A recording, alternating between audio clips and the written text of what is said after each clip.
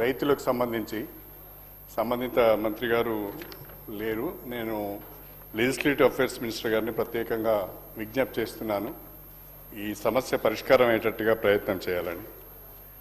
అధ్యక్ష, రాష్ట్ర వ్యాప్తంగా దాదాపు 11,72,000 ఎకరాలలో మొక్కజొన్న సాగు జరిగింది అధ్యక్ష.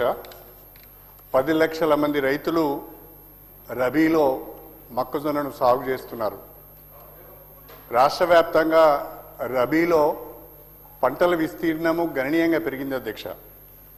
దాదాపు గత సంవత్సరంతో పోల్చుకుంటే 4 లక్షల ఎకరాలలో అదనంగా పంటల విస్తీర్ణము పెరిగింది అధ్యక్ష. దానికి తగ్గట్టుగా మొక్కజొన్న విస్తీర్ణం కూడా గత సంవత్సరం కంటే ఈ సంవత్సరం పోల్చుకుంటే 2 లక్షల ఎకరాలలో అదనంగా మొక్కజొన్న సాగు చేయబడ్డది అధ్యక్ష. ప్రత్యేకించి మా ఉమ్మడి వరంగల్ జిల్లాలో ఉన్న 6 జిల్లాలలో దాదాపుగా 3,50,000 ఎకరాలలో మొక్కజొన్న సాగైంది అధ్యక్ష. రాష్ట్రంలో సాగవుతున్న మొక్కజొన్నలో ఉమ్మడి వరంగల్ జిల్లాలోనే 1/3 ఉన్నది అధ్యక్ష. ఇప్పుడు మొక్కజొన్న కోతకు వచ్చింది అధ్యక్ష. రైతులు పంటను అమ్ముకోవాలి అంటే మద్దతు ధర లభించక ఇబ్బందులు పడుతున్న పరిస్థితులను గమనించడం జరుగుతున్నది. రైతులు 1,600కు 1,700కే పంటను అమ్ముకోవాల్సిన దుస్థితి ఏర్పడేది అధ్యక్ష. వాస్తవంగా కేంద్ర ప్రభుత్వం ప్రకటించిన మద్దతు ధర 2,400 రూపాయలు ఉండగా మరి ప్రస్తుతము వ్యాపారస్తులు మాత్రము 1,600 నుంచి 1,700 వరకే కొనుగోలు చేయడం జరుగుతుంది. రైతులు దారుణంగా నష్టపోతున్నారు. ఈ సందర్భంగా ప్రత్యేకంగా ప్రభుత్వానికి నేను విజ్ఞప్తి చేసేది ఏంటంటే, గతంలో కూడా కొనుగోలు కేంద్రాలను ఏర్పాటు చేసి మొక్కజొన్న కొనడం జరిగింది. అదేవిధంగా మనము ప్యాడీని కూడా కొనుగోలు చేస్తున్నాం. ఈ యాసంగిలో ఈ రబీలో రాష్ట్ర వ్యాప్తంగా మొక్కల కొనుగోలు కేంద్రాలను తక్షణమే ఏర్పాటు చేయాలని చెప్పి నేను విజ్ఞప్తి చేస్తున్నాను. పెద్దలు మన భారీ నీటిపారుదల శాఖ మంత్రివర్యులు కూడా ఉన్నారు. వారు మార్క్ఫెడ్ వారికి రాదు, కానీ అగ్రికల్చర్ శాఖ కిందికి వస్తుంది అధ్యక్ష. నేను మీ ద్వారా రాష్ట్ర ప్రభుత్వానికి విజ్ఞప్తి చేస్తున్నా, తక్షణమే ఏమాత్రం కూడా ఆలస్యం చేయకుండా తెలంగాణ వ్యాప్తంగా మొక్కల కొనుగోలు కేంద్రాలను ఏర్పాటు చేసి రైతులకు మద్దతు ధర లభించే విధంగా చర్యలు తీసుకొని రైతులను ఆదుకోవటానికి రాష్ట్ర ప్రభుత్వం ముందుకు రావాలని చెప్పి మీ ద్వారా రాష్ట్ర ప్రభుత్వానికి విజ్ఞప్తి చేస్తున్నాను. మినిస్టర్ గారు, మినిస్టర్ గారు. సార్, గౌరవ సీనియర్ శాసనసభ్యులు కడియం శ్రీహరి గారు చెప్పిన ఈ మొక్కజొన్నకు సంబంధించిన సాగు కానీ కొనుగోలు కేంద్రాలు ఏర్పాటు చేయాలని వారు ఈరోజు సభ దృష్టికి, ప్రభుత్వ దృష్టికి తీసుకొచ్చారు అధ్యక్ష. గౌరవ వ్యవసాయ శాఖ మంత్రి గారు కూడా పరిశీలన చేస్తూ ఉన్నారు. ఆ విషయంలో కూడా ఇప్పుడు వారు రివ్యూ మీటింగ్ కూడా పెట్టుకోవడం జరిగింది. అందుకోసమే వారు రాలేకపోయారు. వారి దృష్టికి తీసుకెళ్తాం అధ్యక్ష.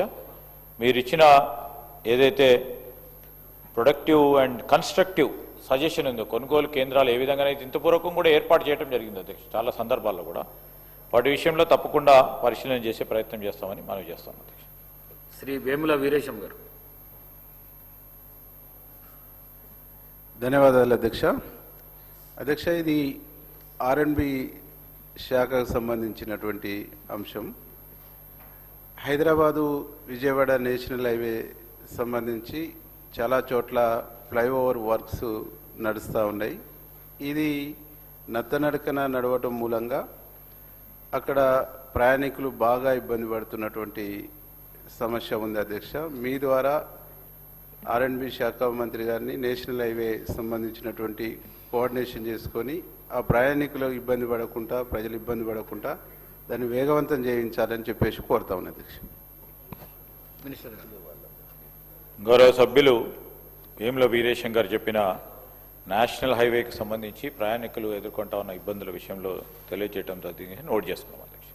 శ్రీమతి సవితా ఇంద్రారెడ్డి గారు. థ్యాంక్ యూ అధ్యక్ష. అధ్యక్ష, ఇది 2007లో ఆనాటి ప్రభుత్వం మాస్టర్ ప్లాన్ రూపొందించినప్పుడు జరిగిన ఇబ్బంది అధ్యక్ష. అప్పటికి సిటీ చుట్టుపక్కల చాలా కాలనీస్ రావడం, గ్రామ పంచాయతీ తీర్మానంతో ఇల్లు కట్టుకోవడం కూడా జరిగిపోయింది అధ్యక్ష. కానీ 2007లో ఈ మాస్టర్ ప్లాన్ రూపొందించినప్పుడు హెచ్ఎండిఏ వాళ్ళు డెప్త్లోకి వెళ్లకుండా ఆన్ పేపర్ పైన గ్రీన్ జోన్, ఓపెన్ జోన్ అని అక్కడక్కడ డిసైడ్ చేయడం, రూపొందించడం జరిగింది అధ్యక్ష. ఆ ఏరియాలో అప్పటికే కాలనీస్ రావడం, కాలనీస్ ఇండ్లు కట్టుకొని ఉండడంతో అక్కడ ఉన్న కాలనీలో ఉన్న వాళ్ళందరూ కూడా ఇబ్బంది ఏర్పడింది అధ్యక్ష, ఓపెన్ జోన్, గ్రీన్ జోన్ అని చూపించడం వల్ల.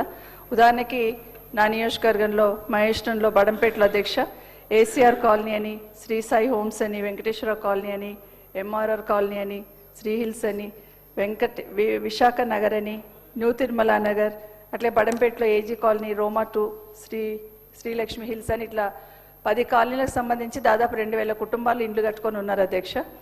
ఆ రోజు నుండి 2007లో మాస్టర్ ప్లాన్ వచ్చినా కూడా 2012 వరకు కూడా గ్రామ పంచాయతీ పర్మిషన్తో ఇండ్లు కట్టుకుంటూ పోయారు అధ్యక్ష. కానీ 2012 నుండి వాళ్ళకి ఇబ్బంది ఏర్పడతా ఉంది. ఈ దాదాపుగా 2000 ఇండ్లే కాకుండా ఒక 1000 ప్లాట్స్ కూడా ఉన్నాయి, వాళ్ళు కట్టుకోవడానికి ఇబ్బంది ఏర్పడుతుంది అధ్యక్ష. ఈ సమస్యను ఆ రోజు గతంలో గౌరవ కేసీఆర్ గారి దృష్టికి, ఆనాటి ముఖ్యమంత్రి గారి దృష్టికి తీసుకెళ్తే ఇమీడియట్గా ఎంక్వైరీ చేయించి టోటల్ కూడా రిపోర్ట్ తెప్పించుకొని హెచ్ఎండిఏ వాళ్ళకు ఒక డైరెక్షన్ ఇవ్వడం జరిగింది అధ్యక్ష. తప్పకుండా వాటిని మార్చి వాళ్ళకి ఇబ్బంది లేకుండా చూడమని చెప్పడం జరిగింది. గౌరవ మంత్రి గారికి, మా ఇన్ఛార్జ్ మంత్రి గారికి రిక్వెస్ట్ చేస్తా ఉన్నాను.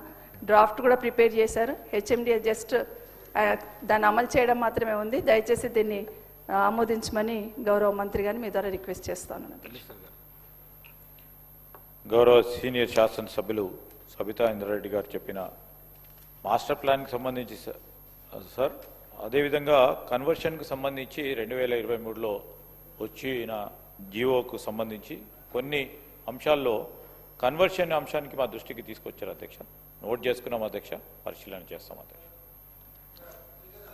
శ్రీ ప్రశాంత్ రెడ్డి గారు. ధన్యవాదాలు అధ్యక్ష.